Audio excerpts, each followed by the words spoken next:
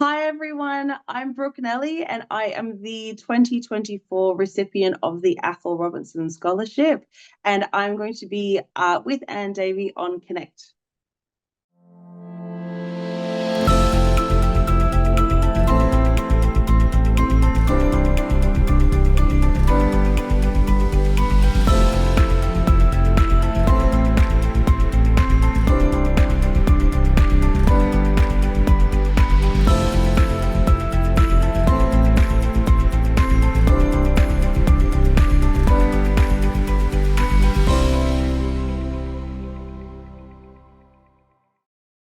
Hi, Selena Hagan, Vice President and Chair of Conference Committee. Registrations are now open for Massage and Myotherapy Australia's National Conference to be held at Higher Mark in Geelong on 30th and 31st of May 2026. Get in early and go in the draw to win 2 nights accommodation. Go to massagemyotherapy.com.au to register and hopefully we will see you in Geelong.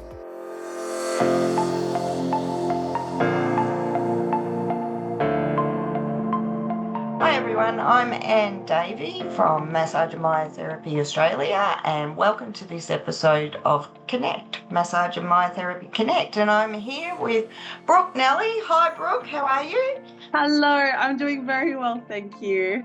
So Brooke, you were our recipient of the Athol Robinson Scholarship, which is a scholarship for mentoring graduates in their first year of practice. So we're here to talk about your experience of all of that and to entice people to apply for this year's scholarship. So for those viewers who don't and listeners who don't know who Athol Robinson was, he was a bit of a trailblazer in the 1990s and possibly coined continuing education. He was a real advocate for continuing education in the massage sector after graduation, even so much so that he volunteered his skills and knowledge to teach at La Trobe University for the School of Nursing and Midwifery, which is really exciting. So welcome. So I Thank suppose you. right off the bat, what attracted you to apply for the scholarship? It was so I like, as soon as I became a student, one of the first things I did was become a MMA member. Um, just because I remember I think it was actually after my first lecture that I had, our lecturer said like, I don't care where you go, but you really should get a membership. And hey, MMA have this free student membership. And it will give you access to like, education and stuff like that, and just processes and all the things that you're going to have to know as a therapist anyway. And so I joined up, and so I was a member for the whole time I was a student. And then I just saw like an email comes through, and I thought like, oh, geez, that actually would be like such a cool opportunity to be able to continue to learn because I'm sure as everyone sort of knows, you sort of get out into the world after you graduate and you're like, oh geez, like now I'm by myself and I kind of need to know stuff and I don't feel like I do.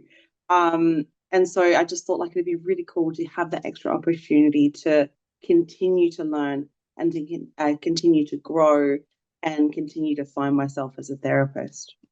I think that's so very true throughout the career of a lot of our practitioners is you do work alone and you graduate and that transition to practice, you could be alone. I mean, some of our members, work in allied health clinics and the like and get that benefit, but a lot don't. They go out on their own and it's like, I'm out in this big wide world. What do I need now? Or what direction do I want to go in? And I think you are in an unusual position for a lot of our members because your dad's a therapist, isn't he? He is, and he's been one for I think oh gosh, it must be about 25 years now he's been a therapist. Oh wow. So But yeah, of he's been course for a while. that father-daughter thing, don't tell me how to do it, Dad. I know.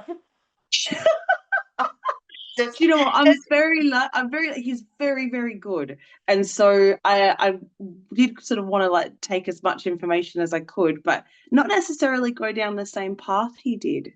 yeah, yeah. And I think with this scholarship, it's not about us just having a pot of money or having like a preset um, pathway. What it is, it's very bespoke to the individual. And I think I remember when our very first meeting with you, because the way it works is that the chair of education and myself have regular meetings with you. And I think, was it aged care you were originally interested in? But that's not where we landed after 12 months, is it? So do you want to talk No. about the journey that we went on together? Definitely, yeah. So when I very first like basically I think a few weeks before I graduated, we had the aged care, so the home care packages come into effect where remedial massage was going to be covered. And I thought, oh man, like that's a fantastic opportunity for us. But also just in my student clinic life, I did find that some of the most rewarding treatments I ever gave were on people who were a bit older and just maybe didn't quite have the same sort of opportunities to get physio and get all this other stuff, and just getting that hands-on manual therapy was just so beneficial for them, not just physically but mentally as well. And so I thought, gosh, that would be such an amazing opportunity to really break into that space. And so that's where we sort of started. Um, the only thing was, I think because it was so new, I did a lot of legwork to try and like break into the space. But a lot of home care package providers at that time, because it was so new, they didn't really, at least in WA, understand that remedial massage is different from like relaxation, and but there are benefits either way, and that it was covered. So they weren't really that keen to sort of give me the opportunity. So we kind of like, I tried really hard to break into the space. It just wasn't happening at that time. And then we kind of had to come back and reassess and go, okay, let's make the most of the time we do have together. And where else can we take this?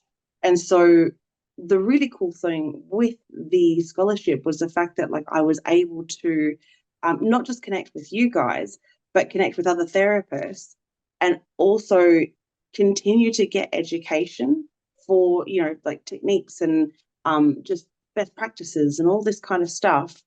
And through that, I decided, well, actually, what I really love is keeping people moving. Like, that's what I love. Like, I'm a strength coach as well. And that is like a big passion for me, like to keep people strong and keep people active. Um, and I can still do that for people who are maybe, a bit older and, sort of like maybe aren't as mobile.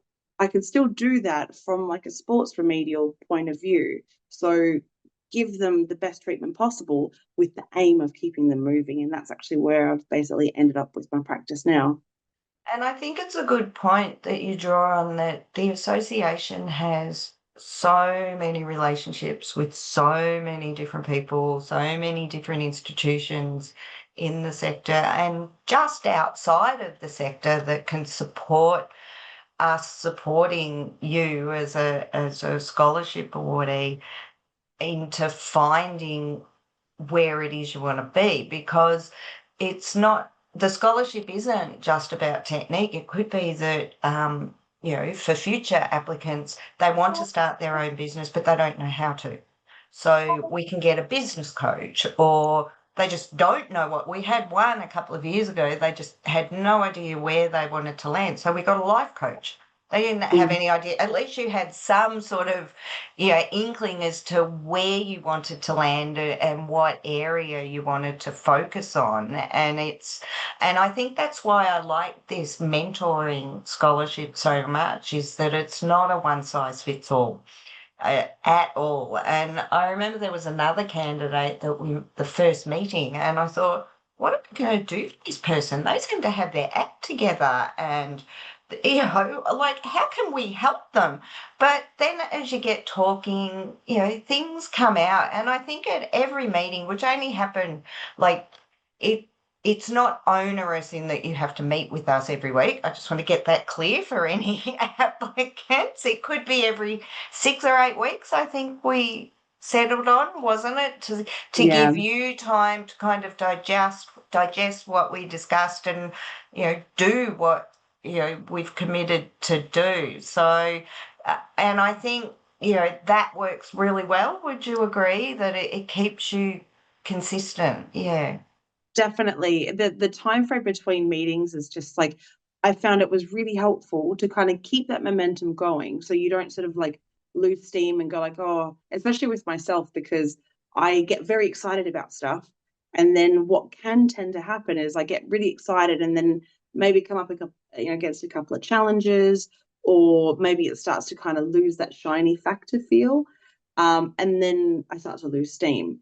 Whereas because I kind of knew like, oh geez, I'm meeting with Anne and Kelly, really got to make sure I've got something to bring to the table. I haven't just be like, oh yeah, I did it, but then I just sort of got a bit hard and decided not to. So it was really good to have those consistent meetings. So I just still maintain that momentum, and progress seemed to always get made in one way or another. Yeah, which is, I mean, we all lead busy lives. You've got a family, you're running a business, the lists go on. And so I totally get, or we just get too busy. But okay, so let's go back a step to the actual process of applying from memory. Did you do a video? You did do a video, I yes. do, yeah. Because there is an option, it's an online form, but there is an option to do a video. I think a few of the applicants did at that time, which is, pretty brave, really, I guess. You know what? I'm a much better like I think I speak better than I write. So for me, I was just kind of like I feel like I'll come across like you'll get it if I can video, but if I write it, I'll just sound like a bit of a numpty. So But I think also when for those that are thinking of applying, the scholarship is about learning. It's not about you putting in an application and saying, this is what I am going to do and what I want to get out of the scholarship, because of course you want to get something out of it, but it's a journey for all of us. And you mentioned Callie earlier, who's our chair of education. I just wanted to do a big shout out to her because she's been awesome throughout. This was her first scholarship as chair, and she certainly has a wealth of knowledge, doesn't she, and a wealth of contacts along with the association. So I think, do you have any advice for anybody that's thinking about applying? oh, just throw your hat in, do it. Yeah. Because like with myself, like I had an idea of where I wanted to go, but where I have landed really largely because of the scholarship and the guidance I received in my first year of business. It's really helped me to find a little space within the industry and within healthcare that I am just so incredibly passionate about, and learning within that little space, it doesn't feel like a chore. I just feel like I want to learn more and more every day. And I'm just like really hungry to get out there and help people. And if I had of, like say, like, sort of continued on the path that I wanted to and maybe come up against more frustrations or something, who's to say? Like I might have just given it up altogether. Like, I'm not too sure. But um, having the structure, but also just the support of like a whole like massive bunch of people through the Athol Robinson scholarship, it was invaluable. So like just like do it. Like it's not so like you won't regret it. It's free. God, just do it. It is free too. So yeah. All right. Well, thank you so much. The scholarship opens soon, so watch your emails in the e-newsers to our the e-newsers. That's not a word. On the e-news, and I should do a shout out to Diane, who is Athol Robinson's wife, who supports the scholarship as well, because her and her family have been very generous with their time with assessing applicants and providing support to the association. So a big shout out to them as well. But it's so good to hear such a positive story. So thank you for coming on to the show and sharing your experience. And fingers crossed we get loads of applications this year. Yes, do it, guys. Do it. Honestly, you will not regret it. Awesome. Thanks.